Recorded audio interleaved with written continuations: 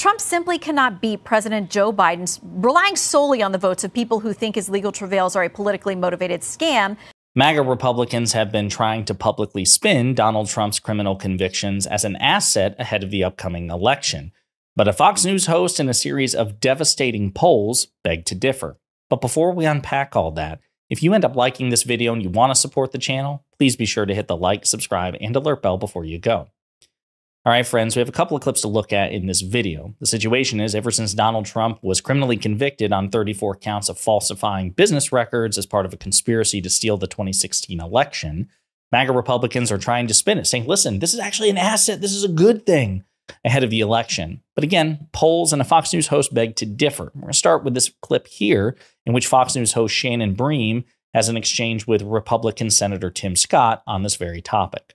Shannon. Okay, so let's talk about this. The Republican spin on this has been it's going to motivate your base, that angry voters are motivated voters, and they are angry about this verdict. But Politico adds this, saying Trump simply cannot beat President Joe Biden relying solely on the votes of people who think his legal travails are a politically motivated scam. Trump's only path to victory is a coalition that includes many Republicans and independents who find him deplorable, but think a second Biden term would be even more so. So what is the plan from President Trump to reach out to people who may not love him at this point? Maybe some Nikki Haley voters, independents, others who are skeptics. Other than the grievances, what about campaigning on policy and reaching out to those folks directly? Yeah, Shannon, there's no doubt that this verdict has actually brought unifying our party. Without any question, what we've seen is never Trumpers calling me and saying, Tim, I'm on the bandwagon now. I've seen this two-tier justice system working against the President of the United States. It could work against me, too.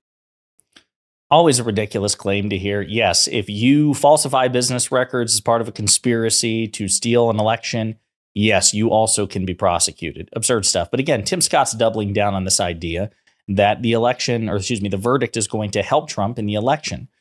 He's not alone. Former Republican Speaker of the House, Kevin McCarthy, believes that even after the criminal conviction, Donald Trump is still 100% the right choice to be the nominee. But you know politics. Is it a good idea, separating out your view of the verdict, is it a good idea for the Republican Party to nominate a convicted felon?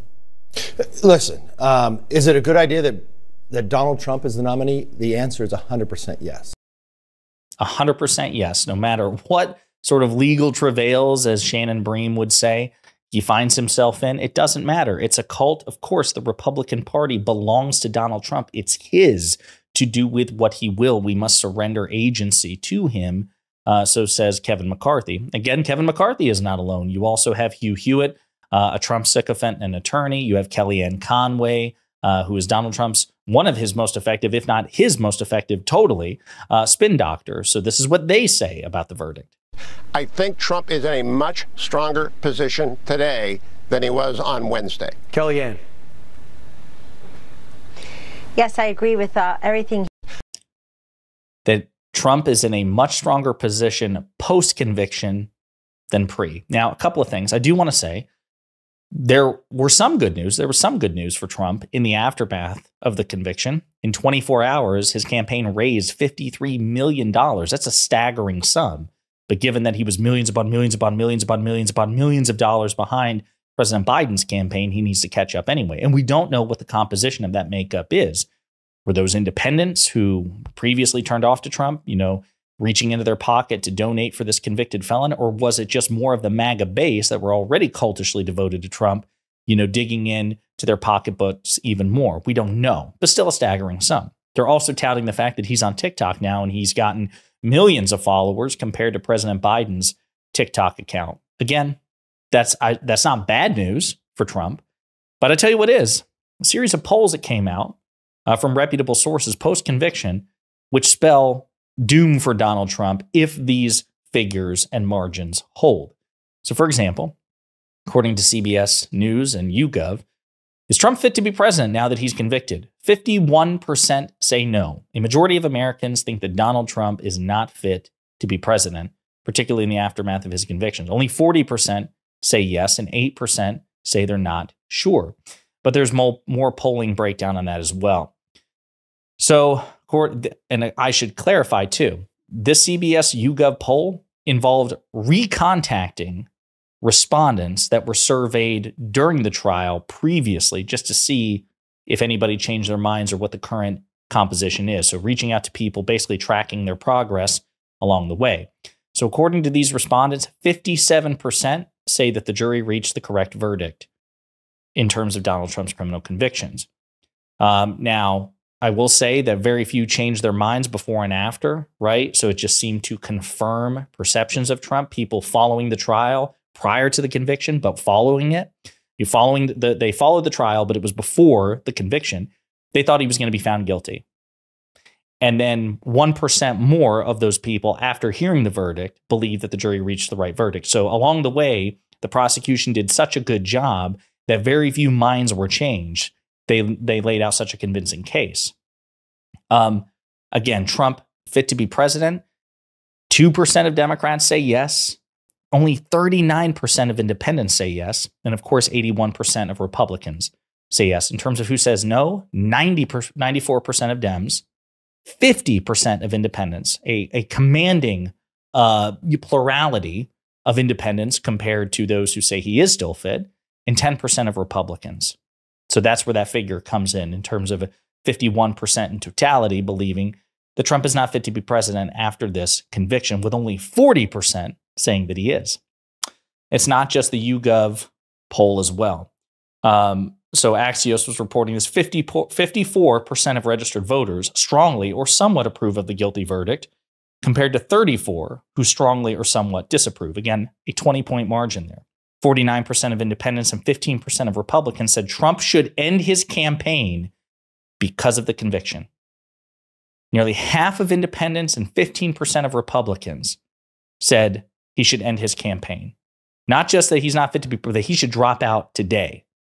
That is not good news for the former president.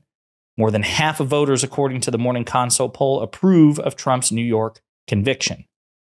And then this New Jersey news website breaks it down more. Morning Consult poll shows 49% of independents, even 15% of Republicans think that he should end his campaign. The Morning Consult poll awarded a 2-point lead to Trump in its last edition, now has Biden ahead by 1 point, but both of these results are in the margin of error. An Ipsos poll that was tied 40-40 now has Biden ahead by 2 points. An Echelon poll that was tied 47-47 now has Biden ahead by 2 points, and so on and so forth. Folks, this is not good news for Donald Trump, which means it is good for democracy. Now listen, again, it's a mixed bag. Trump got enormously high fundraising off of this. We don't know if that momentum will continue. With respect to the polls, even though it's consistently bad for Trump, we have a very short memory as Americans and as an electorate. It's entirely possible that in a week, people will just factor it in under that Trump spell where we instinctively grade him on the curviest of curves, and perhaps that will swing back in his favor. I will say Dan Pfeiffer, one of President Obama's former strategists, he's a contributor to Pod Save America, and he has a really good political blog called The Message Box, which you should subscribe to. He is making the case that Democrats should not be shy about speaking about Trump's conviction. This isn't a time to take the high road and just not talk about it. This is a time to use it for political purposes. It's done. Donald Trump was entitled to the presumption of innocence. He was entitled to a rigorous and robust defense. He was entitled to help select the jury that ultimately convicted him. And the prosecution had a much higher burden. And despite all of that, Trump failed. He was found guilty unanimously by a jury of his peers on 34 separate counts. Now he's going to appeal. The appeal may be successful, right? So we don't know what will happen. But as of right now, it is a fact that under our judicial system, under our legal system, Donald Trump is a convicted felon. And there is no reason to pretend that that's not also a political reality, given that he's running for the highest, most important office in the land. And so Dan Pfeiffer makes the case that Democrats need to be ruthless about this. He says, it seems like a big deal, right? Well, only if we make it. Democrats took a decidedly different approach. The president did not appear before the cameras, and his campaign released a written statement. Many Democrats stayed silent, and those who did speak tended to say something relatively anodyne about how we should respect the rule of law. According to Friday morning's Political Playbook, Democrats seemed divided over how and how much to discuss Trump's conviction. My most recent post about Trump's conviction was used as evidence of said division. While I appreciate anyone and everyone sharing the message box with their network, I want to clarify a few points about how I think Democrats should approach the seismic event of Trump's conviction. I believe Democrats should take a more aggressive stance than they have in the past 24 hours. Okay, and it goes into the details. He's like, listen, Ben basically says, listen, President Biden has to walk this carefully, given that he is the sitting president, right? So there's much more of a burden on him. But he's like, Democrats other than Biden should be way more aggressive. And even with respect to Biden, I'm not entirely sure I agree with him about how reserved the president must be. You know, he in the aftermath, he gave that speech where he's like, listen, he said basically everything I said. Donald Trump was entitled to the presumption of innocence. He's going to appeal. He has every right to appeal, but he is found to be a convicted felon. I don't understand why President Biden should be held to a higher standard than Trump, given that both of them have been president, both of them want to be president. And if the shoe were on the other foot, President Trump would be nowhere near as gracious and apolitical. And the media wouldn't punish him for it. Certainly his base and supporters wouldn't punish him for it. So I don't know why we're holding Biden to a higher standard than Trump. But if political operatives much more seasoned than me believe that there's wisdom in that, fine. But everybody else should be relentless with it. And anytime Trump's name is mentioned, convicted felon should precede it. You shouldn't say President Trump. You shouldn't say former President Donald Trump. You should say convicted felon Donald Trump. That's the most pertinent, relevant, fact-based title that he enjoys. So, yeah, I don't know what's going to happen. All I know is that this idea, this notion right now that, you know, the conviction's only helping Trump, that may bear out in the end. But right now, it's not. It is decisively not. And it would seem counterintuitive for it to. But Trump's been convicted. And depending on how we handle this, it could be an indictment in its own way of the American electorate, because this should be the death knell for Donald Trump. I don't know if it will be. And I certainly don't believe that the Democrats or President Biden should rest on their laurels. But yeah, right now, what we're hearing from MAGA Republicans is nothing but pure cope, contradicted by the facts. Let me know what you think in the comments.